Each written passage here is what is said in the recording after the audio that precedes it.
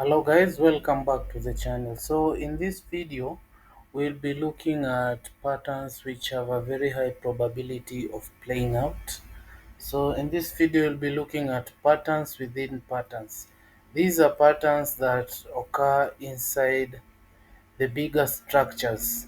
They normally occur before reversal or continuation. So in this video we'll be concentrating mostly with the reversal patterns which occur within the bigger structures. So there are very many types of these patterns. They could be a rising, like this one, a rising channel, a smaller rising channel like this one inside a bigger rising channel, which could be a signal that the market could be reversing. It could be a head and shoulder like this one right here inside a bigger rising channel, which could be a signal of the market could be reversing down. It could be a falling wedge inside a falling wedge, or a falling wedge inside a falling channel, and it could also be a head and shoulder inside and head and shoulder. So with that, we'll just go straight to the market. I show you some of the examples that have occurred previously in the market. We'll start with this one right here on euro against the US dollar. As you can see, the market was rising in form of a rising wedge, and it had touched this rising wedge the first time, second time, and it was approaching the structure to touch it on the third touch correctively in form of a rising channel. And with that, after it broke that rising channel, after touching the rising channel first time, second time, and the third time, it reversed and it headed down, which was a trade which you could have catch. And the second example we are going to look at, it's on US dollar against the Swiss franc. On this one, we'll be looking at a double top inside a rising channel. As you can see here, the market had touched this bigger structure on the 4-hour time frame. First time, second time, and it didn't get to the third touch. It reversed from the double top and it impulsed down. With this one, it managed to go down up to the beginning of the correction right here. There was another one which has just recently happened on this pair. As the market was heading down to the double bottom area, it touched this bigger structure on the 4-hour time frame first time, second time, and it didn't get to the that touch to touch it the that touch, but it formed some sort of a inverse head and shoulder, with this being the left shoulder, this being the head, and this one right here being the right shoulder. Currently, it's still playing out. We are not sure because we are never 100% sure when trading if this trade will play out. As you can see, this was a structure. To me, this looked like a continuation structure which had been touched the first time, second time, and it didn't get to the third touch. It reversed from the bottom here, and it impulsed up in the 15-minute time frame. It formed a smaller continuation. Guys, don't take this as a trade signal because I'm already in this trade. You should not take this trade as a trade signal because it has already gone far away from the entry point. Unless it creates a correction, you can take it from there. So on the next one that we're going to be looking is on this pair, US dollar against the Japanese yen. On the weekly time frame, you can see that it was moving inside a bigger structure which looked like a rising channel, which is also a form of a reversal pattern. If we go down to the daily time frame, we can see that the market was approaching that touch in form of a rising wedge. If we go down to the 1-hour time frame,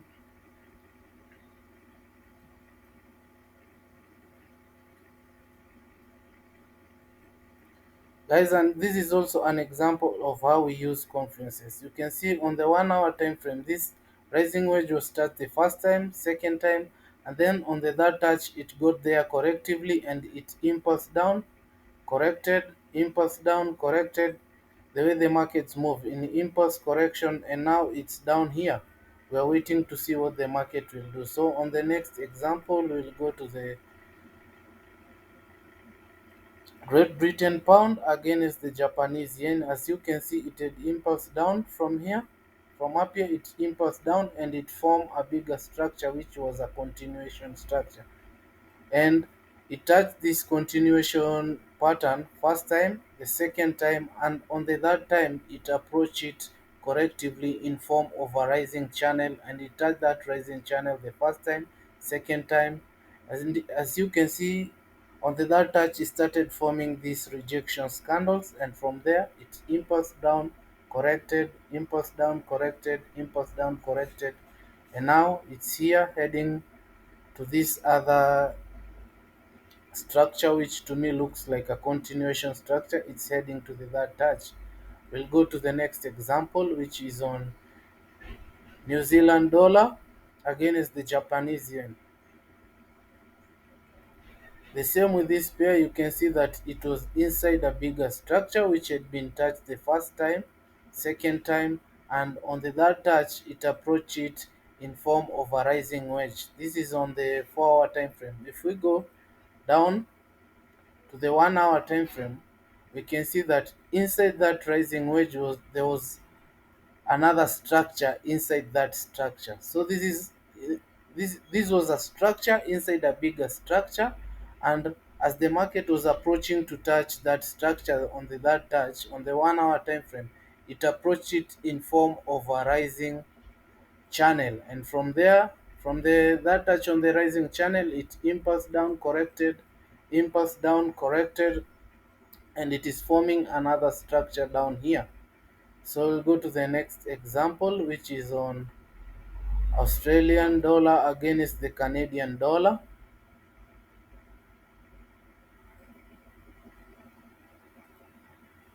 And this one, you can see on the daily time frame,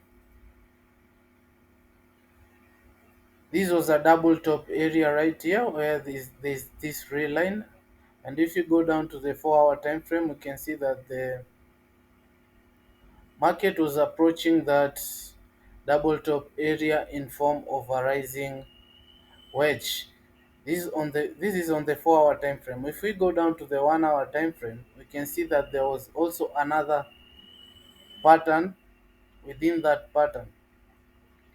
Within this bigger pattern on the 4 hour time frame, which had been touched the first time, second time, there was another pattern which was being formed as the market was heading to touch this area for this structure for the third touch, and as it was heading to the double top area, it was forming a form of a rising channel, and once it impulsed out of that channel, it created corrections.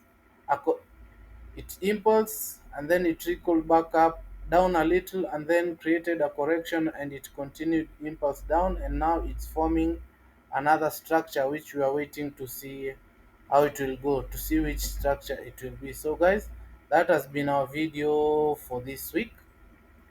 Next week I'll create another video talking about the three touch confirmations, which you can use also as confluence, because most of you have been asking me, I've been talking about three touches.